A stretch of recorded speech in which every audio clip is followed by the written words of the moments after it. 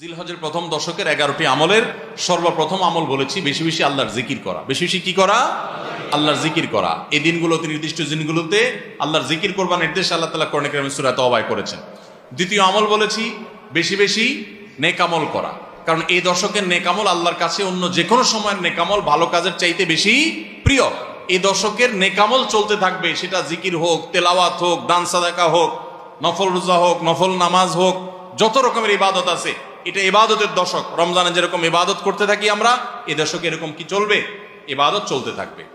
3 নম্বর আমল হলো অন্য যে কোনো সময় আমরা গুনাহ এবং পাপাচার থেকে বাঁচার জন্য যতটা চেষ্টা করি, এই দশকে গুনাহ থেকে বাঁচার চেষ্টাটা হবে অন্য যে কোনো সময় চাইতে অনেক বেশি।